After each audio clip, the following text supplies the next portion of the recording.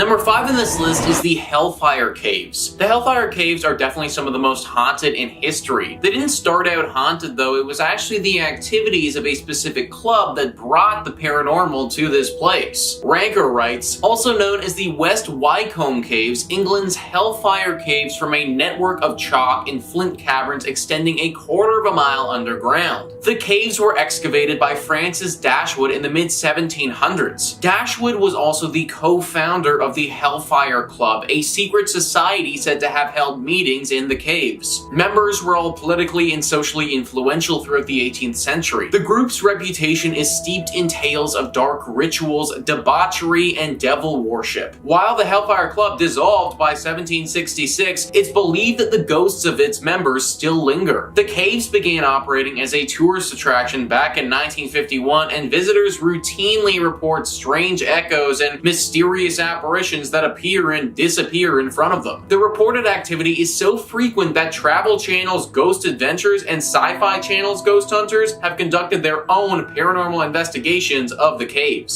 So any group that needs to literally dig 260 meters underground to meet up is probably up to no good. And that's exactly what happened here with the Hellfire Club. This honestly seems like something out of a video game, but it was actually real. This group performed serious dark magic, the kind that has a lasting effect on the space it was performed in. No one knows the exact number, but people are convinced that animal and human sacrifices were involved with the ongoings of this club. These sacrifices would have been done in the inner temple, which was actually right below a church 300 feet down. This was meant to signify hell and was supposed to get these people closer to the underworld and the devil. Whether they actually contacted the devil or not is unknown, but this place is deeply haunted. Demons have been reported in these caves, and also many sightings of the ghosts of these members as well. This cave was made for evil and should honestly be boarded up in my opinion. Number 4 on this list is the Moaning Cave. The Moaning Cave is located in California and is definitely a unique one on this list. If you go inside, you will hear a sound that is eerily reminiscent to somebody moaning. Not the most pleasant sound in the world if you ask me, but this cave is constantly making it. This sound is made by how the air flows through the cave, and it's what has given the cave its name, the Moaning Cave. The sound, believe it or not though, isn't the evil part about this cavern, which actually just makes it more scary. There are multiple legends associated with this cavern. The first one is of these tiny little creatures called Tommyknockers. These are small little leprechaun dudes who are quite mischievous. This mischievousness can manifest itself in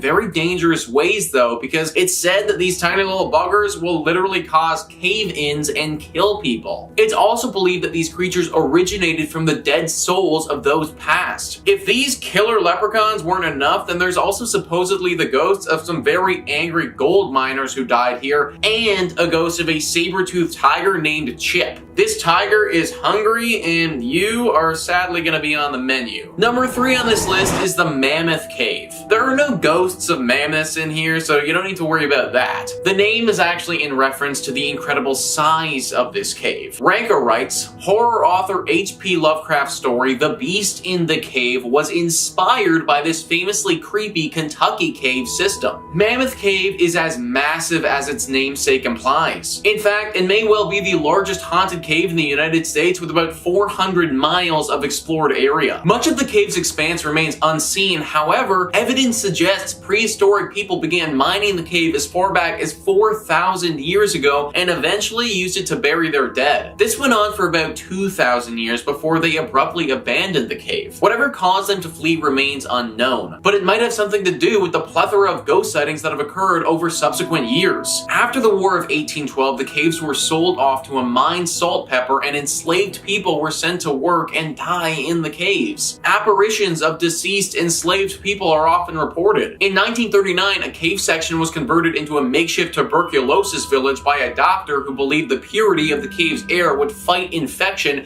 and purify patients' lungs. Many perished inside Mammoth Cave and are believed to still haunt it to this very day. Tons of you guys are fans of Lovecraft's work, and anything that inspired a dude as scary as that has gotta be pretty terrifying. terrifying to begin with. This cave's history is just too extensive to not be haunted. So many people have died here just through labor and accidents, and their ghosts are still lingering here. Also, from what I've read, the overall size of this place is just so intimidating as well. You can actually take tours of this cave if you like, which are run by the National Park Service, but there's definitely some evil lurking down here, and after everything that's gone down, I kind of recommend staying on the surface for this one. Number 2 on this list is the Bell Witch Cave. I think you guys can guess where we're going with this evil cavern. Ranker writes, according to the legend of the Bell Witch, in 1804, a farmer named John Bell moved his wife and kids to a farm along the Red River in northern Robertson County. The property also included a cave which became known as the Bell Witch Cave, believed to be haunted by the spirit of a witch named Kate Batts, who felt that she had been cheated by the Bells in the land purchase. Strange animal sightings began in the summer of 1817. Late at night, the family would hear strange noises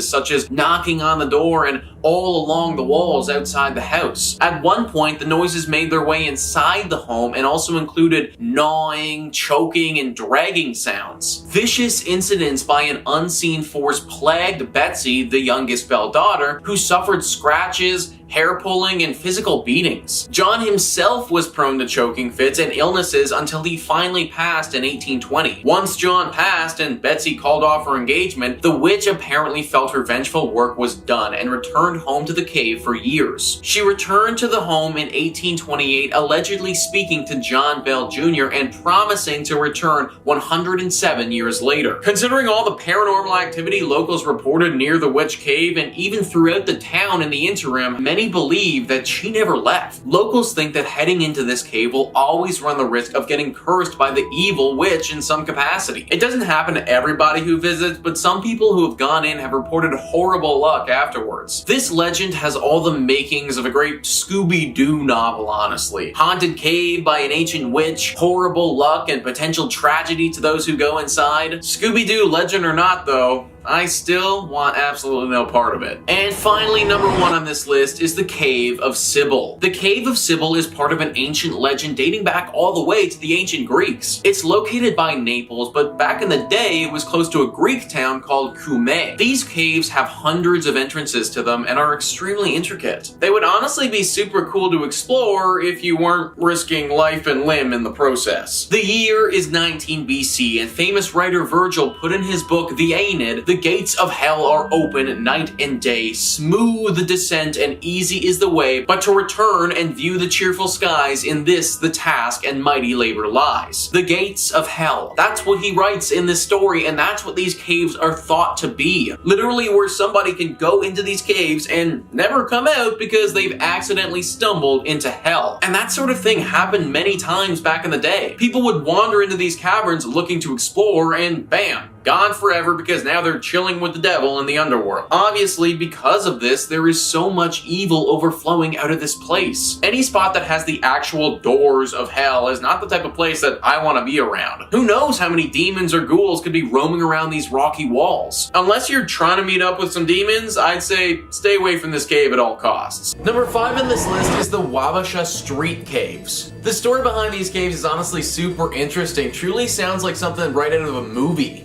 These caves are located in St. Paul, Minnesota, and are along the Mississippi River. They were man-made and aren't too deep underground. They were initially used as a mine for silica, however their purpose changed as the years went on. After the mining stopped, they actually got converted into a speakeasy during the Prohibition. What better place to hide away and drink than underground? Alcohol was run through this cave, and it was a hot spot for illegal activity. So you could make the argument that we actually brought the evil to this cave by doing that. Either way, it gets a lot worse. In the 1930s, as this place was still being run by the mafia, 3 gangsters were gunned down here in cold blood. It's believed that it was a hit from a rival group. That rival group probably didn't know that this hit would haunt this place forever. Those 3 gangsters who were killed have never truly left this place. Their ghosts are still seen all the time. These are not friendly ghosts either, folks. These are high-ranking mafia bosses who are pissed off that they got killed. They don't like being disturbed at all and make it very known. It's believed that they are confined to this cave until a descendant from their murderer comes into the cave so they can finally exact their revenge and find peace. You already don't want to be visiting this cave because of these guys, but I can't even imagine how bad things would actually be if you were unlucky enough to be that one descendant that they take revenge on. Number 4 on this list is Robber's Cave. Now, I'll be honest, guys, I don't really know why this cave is called Robber's Cave because there's no history of robbers or theft in this spot. What there is history of is some ancient Native American rituals.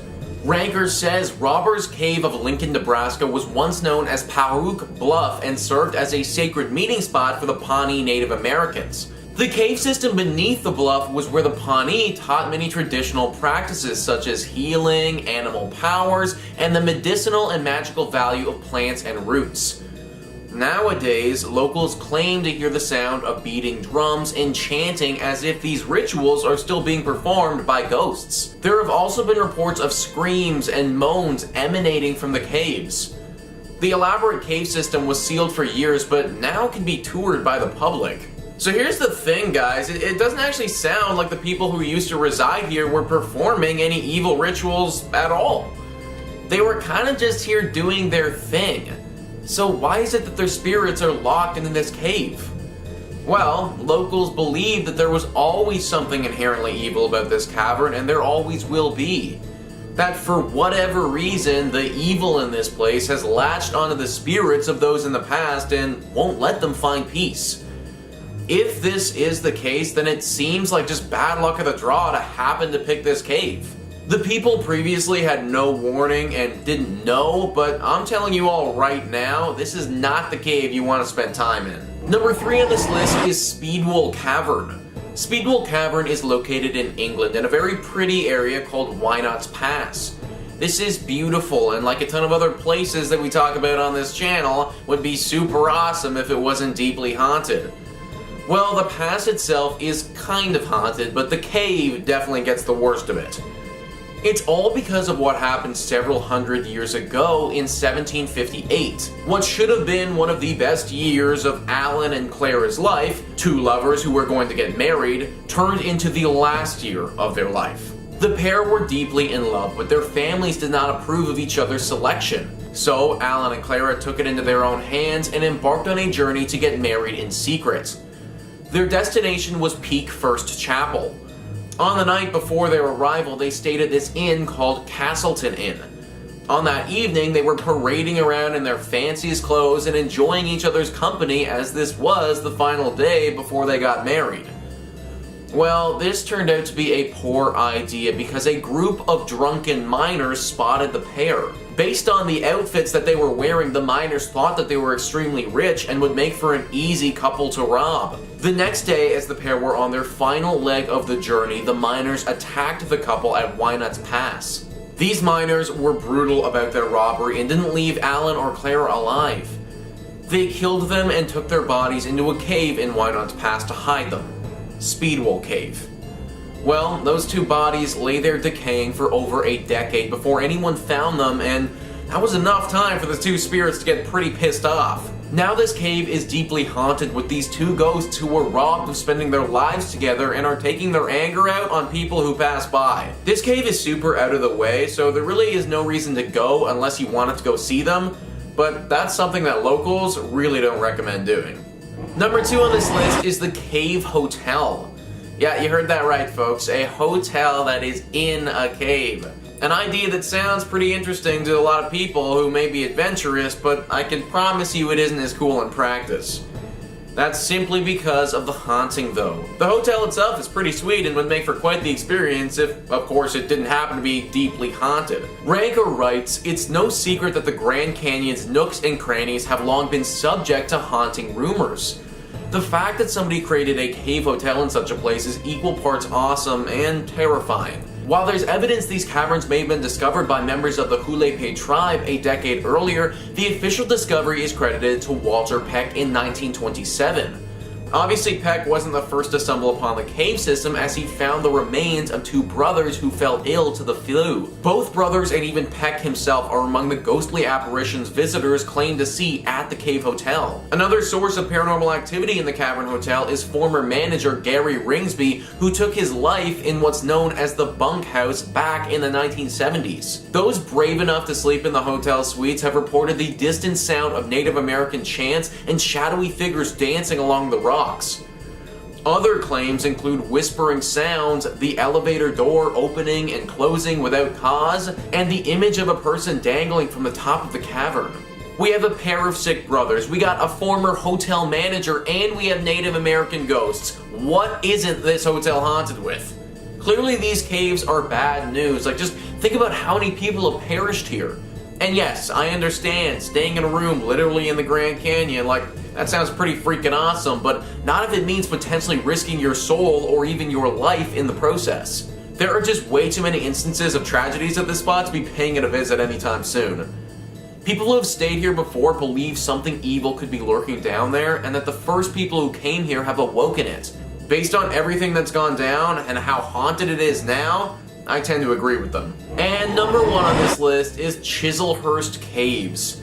Just that name alone, Chislehurst Caves, is enough to give someone, well, chills. The cave lives up to its name and isn't the type of cavern I recommend trekking through. Ranker says the Chislehurst Caves in the United Kingdom are human-made mines that may very well be home to many spirits. The first record of this cave system dates back to 1250, and the 22-mile network is thought to be the work of generations of Druids, Romans, and Saxons. Tour guides highlight the supposed Druid altars and the chilling tales surrounding the caves involving both ritual sacrifice and cold-blooded slayings. The sounds of screams, murmurs, children giggling, and footsteps can be heard echoing from deep within the labyrinth. It's not just ancient ghosts either. During the Blitz in World War II, over 5,000 Londoners took refuge in the caves at night. Naturally, modern locals report that those who lost their lives in the caves still haunt the tunnels. Ritual sacrifices and cold-blooded slayings? Yeah, that's a big no from this guy. In part 1, we talked about another English man-made cave called the Hellfire Caves, and it seems like they modeled that cave after this one. A deep and dark space where these people can perform horrible and gruesome procedures. Similarly to the Hellfire Caves, no one has any idea how many lives were lost down here. But considering these caves have been around since the 1200s, I'd place a wager that the answer is a lot. Coming in at 5, poison. In the southeast of Romania in Constanța County, there lies a barren plain. The field is unremarkable, but it's what lies below that will spark interest. Below it lies a cave that remained isolated for 5.5 million years. Yeah, this is because the cave has a poisonous atmosphere with a complete absence of light. However, it is still crawling with life, with unique spiders, scorpions, woodlice, and centipedes calling it home. Now in 1986, workers in communist Romania were testing the ground to see if it was suitable for a power plant when they stumbled across the cave, specifically called the Mammoth Cave. The first to make the descent down was Romanian scientist Cristian Lascu. However, since then the cave has remained sealed by authorities and fewer than 100 people have been allowed inside of it. Now this is partially due to the descent down being extremely hazardous, requiring you to enter via a rope and then lowered down 20 meters through a narrow shaft dug into the ground. Inside the cave, the atmosphere is heavy with harmful gases, carbon dioxide, as well as the hydrogen sulfide from the water. More still, the air is low in oxygen and contains just 10% rather than the usual 20. Due to this, visitors can only stay down there for 5 to 6 hours before kidney failure begins. On top of this, it is completely dark, thus making exploring the cave incredibly dangerous, especially considering you are far from the surface. The entire experience is said to be terrifying, and that's even if you don't have a problem with creepy crawlies. Coming in at 4, Giant Pit. Ellison Cave is located in Walker County on Pigeon Mountain in the Appalachian Plateaus of northwest Georgia, and is the 12th deepest cave in the United States. But what makes this cave unique is its unobstructed pit, also named Fantastic Pit, which is 586 feet long, or almost as tall as Seattle's Space Needle, and about twice twice the height of the Statue of Liberty. Yeah, let that sink in. Now on the opposite side of the fantastic pit is the incredible pit, with an unobstructed depth of 440 feet. Smoky 1, 500 feet, Smoky 2, 262 feet, and the warm-up pit, 125 feet. The result is a dark labyrinthian system with 7 different routes to the cave floor. Now in order to get to the largest pit, Fantastic, cavers must first descend the warm-up pit, and once at the top of Fantastic there is a cramped space called the attics, and from there cavers descend into the gigantic pit. This cave system is not for the faint-hearted, and it's recommended that you have extensive knowledge and experience of single rope technique climbing in wet conditions with heavy ropes. Now of course there have been fatalities in Ellison's cave. Since 2009 there have been 3, all the result of cavers becoming entangled and stuck on their ropes, after which they died from hypothermia. In at 3, alien skulls. In perhaps one of the weirdest stories to emerge out of Russia, sometime in 2017, a villager claimed to have found a Nazi briefcase full of alien skulls. Yeah. Alien skulls. The chest was allegedly found in a cave in a village that I can't pronounce, and bared the insignia of the Anunnaki, the Nazi archaeology project founded in 1935, which focused on finding evidence that the Aryan race had once ruled the entire globe. However, it soon branched into occultism, paranormal research, pseudoscience, and the study of UFOs. Russian historian Igor Ogory examined the skulls but could not say what species they came from or why the Nazis had them. According to the records, the jawbones from the skulls were missing, and they appeared somewhat similar to aliens. Now, deformed skulls have been found in Crimean tombs all over Russia, but those have been previously determined to have been artificially lengthened as a part of a Samaritan fighting culture over 2,000 years ago. Now, of course, the strange skulls found in the suitcase has led to speculation the Nazis could have made contact with aliens, or even summoned demons in the remote areas. Now, others have speculated that the discoveries may be part of some elaborate hoax, with suggestions that the facial features were hollowed out of large animals' pelvic bones. However, what you believe is up to you. There are some out there that truly believe the Nazis made contact with our friends from above. Not me though. Chris does. In at 2, Screaming Mummies. In 1997, Peru's largest undisturbed collection of preserved bodies were discovered south of the walled city of Quilap in the Laguna de los Candores area in a cave. Now the view was unbelievable, high above the shadows of the highlands in the northwestern Andes, over the dense Amazon jungle. In a craggy cave that emerges out of a lagoon, in the darkness of each mausoleum lies a mummy in a seated position, some even screaming, as though each one of them is waiting for something to come or someone to find them. Now the lagoon is located on a remote strip of land in northern Peru and is one of the country's most important Inca sites. Since their discovery, most of the preserved corpses have been relocated to a nearby museum. However, thousands still wait silently in 17 other mausoleums hidden in the jungle mountains. You would assume these mausoleums have become quite the tourist attraction, however that is not the case. Only 150 hikers trek this spot each year, but it's likely that more tourists will come with the construction of Peru's first cable car to the nearby archaeological site.